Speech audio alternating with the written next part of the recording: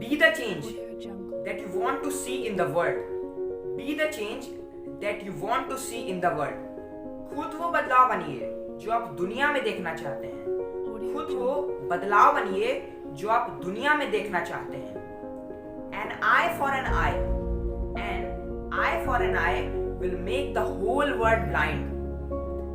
मान लीजिए आपकी आंख अगर किसी ने फोड़ी और बदले में आपने भी उसकी आंख फोड़ दी तो ऐसे तो पूरा संसार ही अंधा हो जाएगा. So hello friends, I am Asmit Pandey and welcome to our channel SK का ज्ञान. तो दोस्तों, जैसा कि हम सब जानते हैं कि आज है 2 अक्टूबर यानी कि 2 अक्टूबर और आज के दिन को हम महात्मा गांधी मोहनदास करमचंद गांधी जी के बर्थ एनिवर्सरी के रूप में सेलिब्रेट करते हैं, मनाते हैं. यानी कि हम गांधी जयंती के रूप में आज के दिन को मनाते हैं, सेलिब्रेट करते हैं. तो आज के दिन को सेलिब्रेट करने का मतलब केवल मनाने से नहीं है. हमें गांधी जी के बारे में जो भी गांधी जी ने हमारे देश के लिए किया है वो सभी चीज़ें हमको जानना चाहिए. क्योंकि दोस्तों, गांधी जयंती सेलिब्रेट करने का मतलब केवल नेशनल फेस्टिवल, राष्ट्रीय छुट्टी मनाने से नहीं है. गांधी जयंती को सेलिब्रेट करने का मतलब ये है कि हमें गांधी जी के बारे में, महात्मा गांधी जी के बारे में जानना है कि आखिर गांधी जी कौन थे. गांधी जी ने हमारे देश के लिए क्या काम किया. गांधी जी ने हमारे देश को इंडिपेंडेंट कराने के लिए, आज़ाद कराने के लिए कौन सा रोल निभाया हमारे देश के लिए. तो आज हम सबसे पहले गांधी जी के बारे में जानेंगे. आखिर गांधी जी कौन थे, क्या थे, कैसे थे. और इसके बाद हम गांधी जी के लाइफ से, गांधी जी के देश को इंडिपेंडेंट कराने से जुड़ी हुई 5 कहानियां देखेंगे. और उन पांच कहानियों से ये आपको तय करना होगा कि गांधी आखिर क्यों कहते हैं गांधी का नाम मजबूरी, मजबूरी का नाम महात्मा गांधी. ना रहूंगा पक्ष, ना रहूंगा विपक्ष, आज बात करूंगा बिल्कुल निष्पक्ष. बिना टाइम गवाए लेट्स स्टार्ट. दोस्तों, इस कहानी की शुरुआत होती है 2 अक्टूबर 1869 को, यानी 2 अक्टूबर 1869 को इस कहानी की शुरुआत होती है, जब गुजरात के पोरबंदर शहर में महात्मा गांधी जी का जन्म हुआ. महात्मा गांधी जी के पिता का नाम था करमचंद गांधी, वहीं इनकी माता जी का नाम था पुतलीबाई. गांधी जी का जन्म भले ही पोरबंदर शहर में हुआ था, लेकिन गांधी जी के जन्म के कुछ वर्ष बाद ही जो इनका परिवार था वो राजकोट में रहने लगा था. और राजकोट से ही जो गांधी जी की शुरुआती स्टडीज़ थी, शुरुआती पढ़ाई थी, वो हुई थी. गांधी जी शुरू से ही किताबों को अपना दोस्त मानते थे. फिर इसके बाद केवल 13 वर्ष की उम्र में ही गांधी जी का विवाह उनसे 1 वर्ष बड़ी लड़की कस्तूरबा से हो गया. फिर इसके बाद जब गांधी जी 15 वर्ष के थे तो इनके पिताजी का निधन भी हो गया.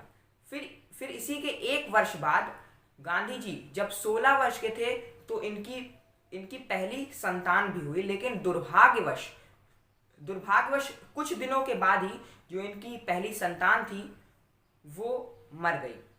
और इसके बाद मानो महात्मा गांधी जी के ऊपर दुखों का एक पहाड़ टूट पड़ा. लेकिन इन कठिन परिस्थितियों में भी गांधी जी ने हार नहीं मानी. और 1887 में गांधी जी ने अहमदाबाद से अपनी हाई स्कूल की पढ़ाई पूरी की. फिर इसके बाद गांधी जी ने अपने आगे की जो स्टडीज़ थी उसको पूरी की. फिर गांधी जी के जो रेस्पेक्टेड पर्सन्स थे उन्होंने इनको ऐसी सलाह दी कि आप लॉ की पढ़ाई कीजिए. और गांधी जी लॉ की पढ़ाई करने के लिए लंदन चले गए. गांधी जी ने वहाँ पर लॉ की पढ़ाई पूरी की और वर्ष 1891 में वो भारत वापस आ गए. दोस्तों, हम अब देखेंगे ऐसी 5 कहानियों को हम देखेंगे कि आखिर क्यों कहते हैं मजबूरी का नाम महात्मा गांधी. सब कहते हैं मजबूरी का नाम महात्मा गांधी, मजबूरी का नाम महात्मा गांधी. लेकिन ऐसे बहुत ही कम लोग हैं जिनको ऐसा मालूम है कि आखिर क्यों कहते हैं मजबूरी का नाम महात्मा गांधी. ये इसके बाद इन 5 कहानियों को सुनने के बाद ये आपको तय करना होगा कि आखिर क्यों कहते हैं मजबूरी का नाम महात्मा गांधी. क्या वाकई में मजबूरी का नाम है महात्मा गांधी या फिर कुछ और ही है. तो ये आपको तय करना है. ये मेरे और आपके बीच की बात नहीं है, ये आपके और कमेंट सेक्शन के बीच की बात है. तो चलिए पहली कहानी को देखते हैं. दोस्तों पहली कहानी का जो शीर्षक मैंने दिया है वो है compulsion due to responsibilities. Compulsion due to responsibilities का मतलब है जिम्मेदारियों के चलते मजबूरी। तो दोस्तों ये बात है 1904-1905 की। एक गुजराती बिजनेसमैन हुआ करते थे जिनका नाम था दादा अब्दुल्ला। एक गुजराती बिजनेसमैन हुआ करते थे जिनका नाम था दादा अब्दुल्ला। वो साउथ अफ्रीका में अपना बिजनेस करते थे और उनको जो उनका बिजनेस था उसमें लॉस हो गया था, उसमें घाटा हो गया था। तो दादा अब्दुल्ला साहब ने गांधी जी को एक पत्र भेजा और गांधी जी से उन्होंने ऐसा कहा कि आप साउथ अफ्रीका आ जाइए और आप मेरा केस यहाँ पर लड़िए। गांधी जी की भारत में उस वक्त हालत बहुत बहुत अच्छी नहीं थी। उनको काम, जो उनका बिजनेस है, जो उनका काम था, वो बहुत अच्छा नहीं चल रहा था।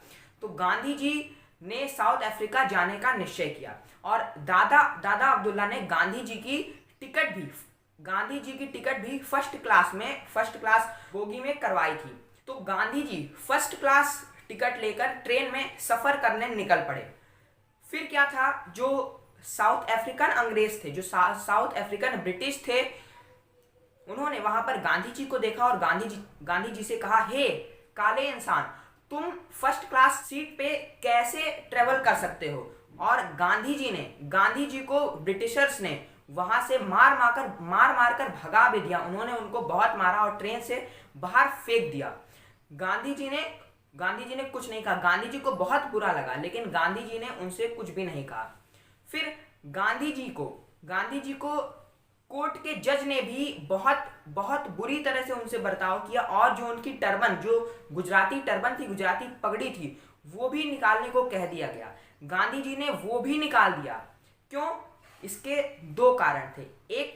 पहला जो कारण था वो था पैसे की कमी, लैक ऑफ मनी। और जो दूसरा कारण था कि गांधी जी ने दादा अब्दुल्ला को ये वचन दिया था कि वो उनका केस 1 साल के लिए लड़ेंगे, तो प्राण जाए पर वचन न जाए। गांधी जी ने इस कथन को माना, प्राण जाए पर वचन न जाए। गांधी जी सहते रहे। दोस्तों ये आपको बताना है कि ये गांधी जी की मजबूरी थी या गांधी जी की दृढ़ता थी, गांधी जी की मजबूती थी, गांधी जी की मजबूरी या गांधी जी की मजबूती, ये सिर्फ और सिर्फ आपको बताना है। कहाँ बताना है? कमेंट सेक्शन में बताना है। दोस्तों जो दूसरी कहानी मैंने ली है वो है दांडी मार्च की। दांडी मार्च नाम सुना लगता है ना, लेकिन याद नहीं आता है। चलिए मैं आपको बता देता हूँ। दरअसल दांडी मार्च लगभग 1929-1930 के वक्त में ब्रिटिशर्स ने, अंग्रेजों ने नमक, जो सॉल्ट होता है, नमक के ऊपर अंग्रेजों ने 2400% टैक्स नमक के ऊपर लगा दिया। तो इससे जो जनता थी वो बहुत ही परेशान हो गई। तो गांधी जी ने निश्चय किया कि वो जाकर वाइसराय से बात करेंगे। गांधी जी जाकर उनसे बात की। गांधी जी ने कहा कि नमक तो हमारी बेसिक नीड है और नमक हमको प्रकृति दे रही है, ना कि आप दे रहे हैं। तो चलिए फिर भी ठीक है, 24% टैक्स ठीक था, 2400%, ये तो बहुत ज्यादा हो गया, ये बहुत नामुमकिन सा है। तो गांधी जी ने फिर सोचा और बताया कि नमक तो हम खुद भी बना सकते हैं, हम इतना काबिल हैं कि हम नमक खुद भी बना सकते हैं।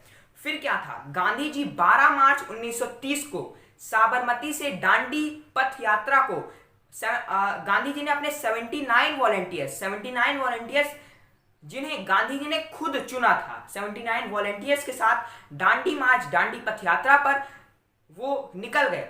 और रास्ते में जो 79 वॉलंटियर्स और गांधी जी खुद थे, उनको ब्रिटिशर्स ने, अंग्रेजों ने खूब मारा। गांधी जी खुद भी मार खाए, औरों को भी मार खिलाया, खुद भी पिटे और औरों को भी पिटवाया। लेकिन इसके बावजूद भी आप विश्वास नहीं करेंगे कि 20,000 से भी ज्यादा लोग, 79 वॉलंटियर से बढ़ते 20,000 से भी ज्यादा लोग उस दांडी पथ यात्रा में शामिल हो गए थे। और ये जो यात्रा थी कई दिनों तक चली थी। 5 अप्रैल, जी हाँ, 5 अप्रैल तक ये यात्रा चली थी और कुल 390 किलोमीटर का जो ये सफर था वो था। तो लेकिन एक बात थी कि गांधी जी मजबूत थे, लेकिन गांधी जी खुद भी मार खाए, दूसरों को भी मार खिलाया, खुद भी पिटे, दूसरों को भी पिटवाया। दोस्तों, आपको क्या लगता है कि दांडी मार्च किस कहानी में गांधी जी मजबूर थे या फिर मजबूत थे? ये आपको तय करना है और आप ही कमेंट सेक्शन में मुझे बताएंगे। दोस्तों, जो तीसरी कहानी मैंने ली है वो है गांधी इरविन इम्पैक्ट। क्या है गांधी इरविन इम्पैक्ट? मैं जानता हूं कि आप इस कहानी में गांधी जी के विपक्ष में ही होंगे, क्योंकि ये कहानी भगत सिंह, राजगुरु और सुखदेव के फांसी वाली कहानी है। आइए पहले इसको जान लेते हैं। तो गांधी थे और इरविन कौन थे? जो इरविन थे वो उस टाइम के वाइस रॉय थे।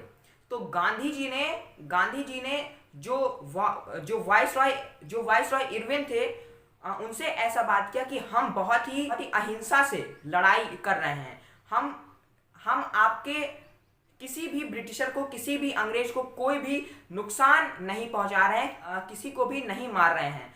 तो आप ऐसा एग्रीमेंट साइन कीजिए कि जो भी व्यक्ति जो है वो अहिंसा से लड़ेगा उसको आप जेल में नहीं डालेंगे।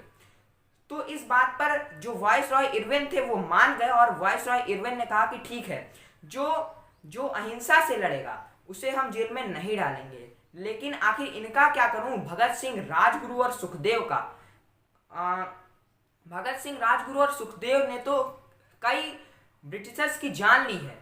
तो गांधी जी ने ऐसा कहा कि जो आपको ठीक लगता है वो आप कीजिए। गांधी जी ने भगत सिंह, राजगुरु, सुखदेव को बचाने के लिए कोई भी इनिशिएटिव नहीं लिया और गांधी जी ने ऐसा कह दिया कि जो आपको ठीक लगता है आप वैसा कीजिए।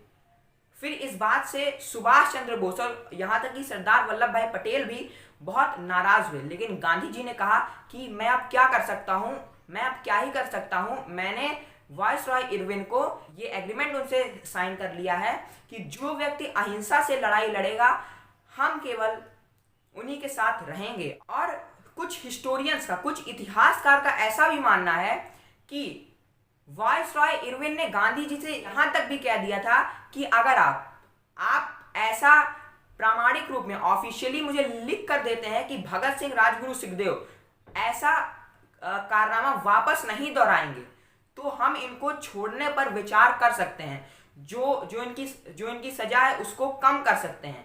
लेकिन गांधी जी ने कहा कि मैं उनका सम्मान करता हूं, मैं उनकी बहादुरी का सम्मान करता हूं, लेकिन मेरा जो इनिशिएटिव है, मेरी जो सोच है वो बिल्कुल दृढ़ है कि जो व्यक्ति अहिंसा से लड़ेगा हम केवल उनके साथ ही रहेंगे। और भगत सिंह, राजगुरु और सुखदेव तीनों की ये आदत बन चुकी है, आगे जाकर वो सुधरे ना सुधरे ये किसे पता है। तो मैं ऐसा कुछ नहीं करूंगा। ये केवल कुछ हिस्टोरियंस का मानना है, कुछ इतिहासकारों का मानना है।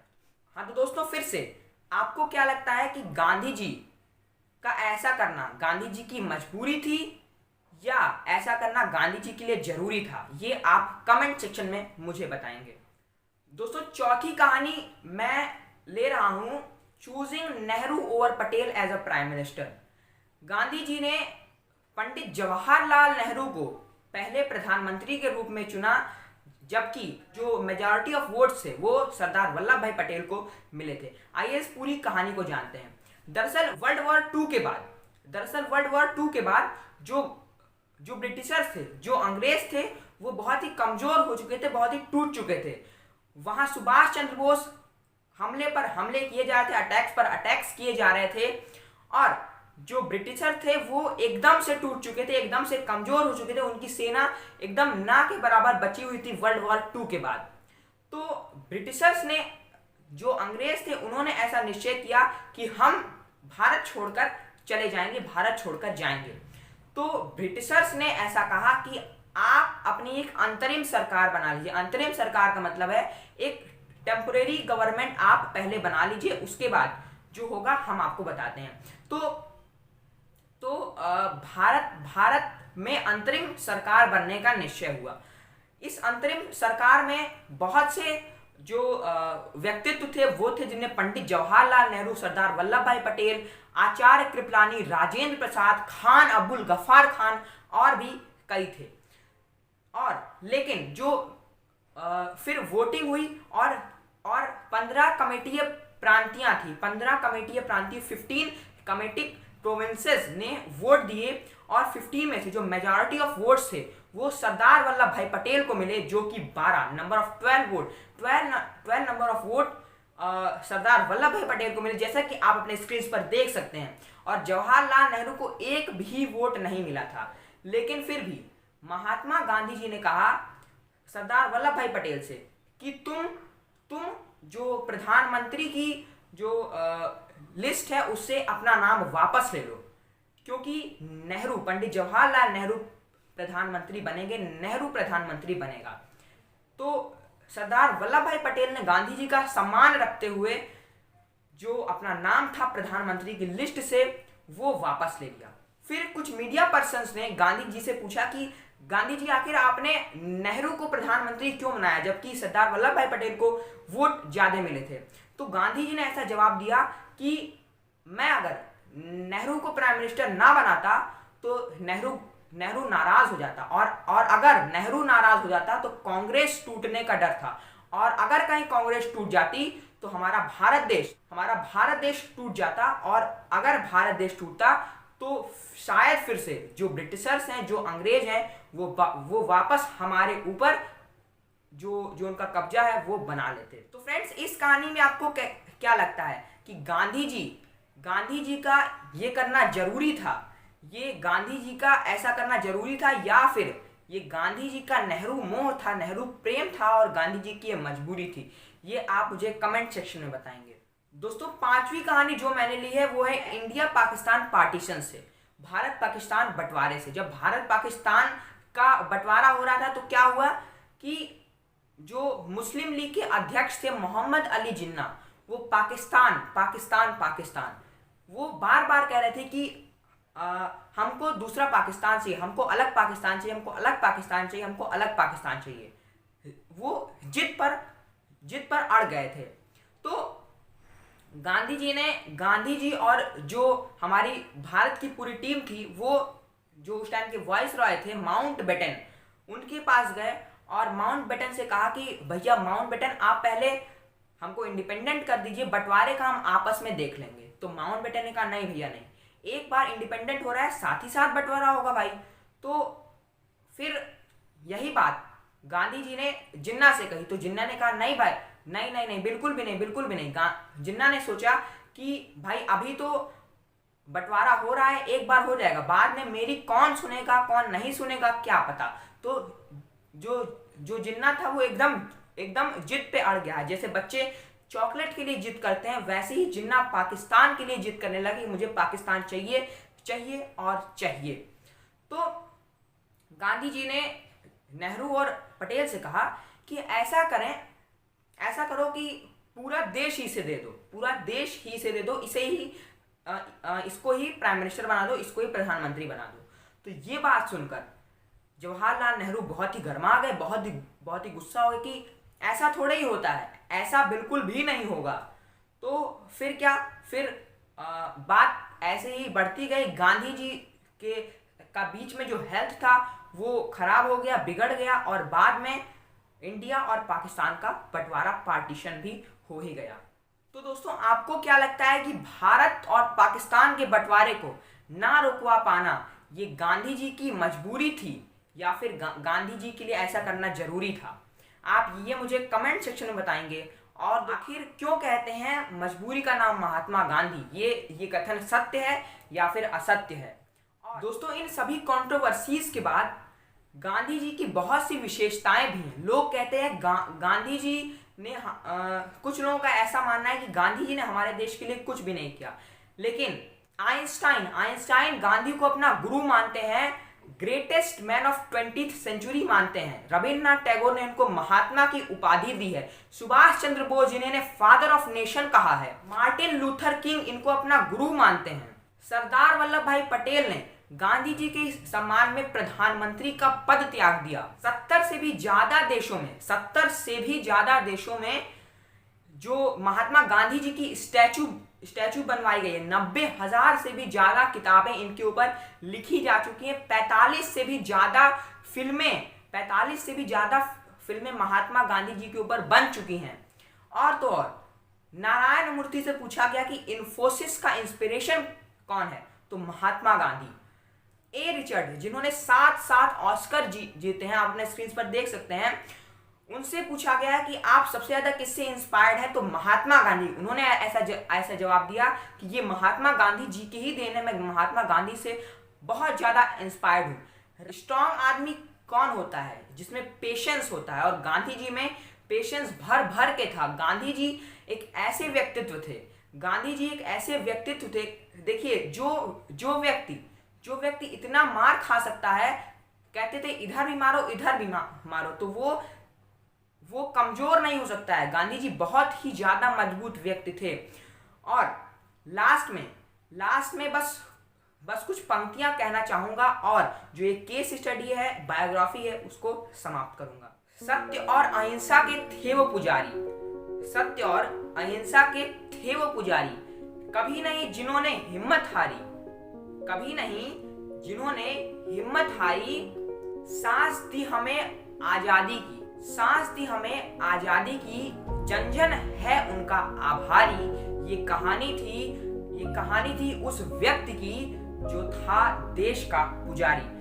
मेरे तरफ से गांधी जी को शत नमन, गांधी जी को बहुत बहुत प्रणाम, और आप सभी को एक बार गांधी जयंती की ढेर सारी हार्दिक शुभकामनाएं। और ये वीडियो कैसा लगा? बहुत ही मेहनत से, बहुत ही रिसर्च के बाद ये वीडियोस मैं आपके लिए लेकर आता हूँ। बहुत मेहनत लगती है, तो इस मेहनत के लिए एक लाइक तो बनता है। और अगर आपने अभी तक मेरे चैनल को सब्सक्राइब नहीं किया तो प्लीज चैनल को सब्सक्राइब कर दीजिए, और नीचे दिए गए बेल आइकन को तो प्रेस ही कर दीजिए। वो बहुत जरूरी है, क्योंकि वो अगर आप नहीं करेंगे तो आपके पास नोटिफिकेशंस नहीं आएंगे। और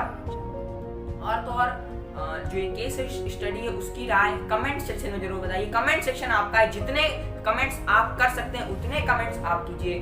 और बस आज के लिए इतना ही। एक बार फिर से सैल्यूट टू महात्मा गांधी, जिन्होंने हमारे देश को आजाद करवाने में अपना संपूर्ण योगदान दिया। जय हिंद, जय Bharat, Vande Mataram, proud to be an Indian, and take care.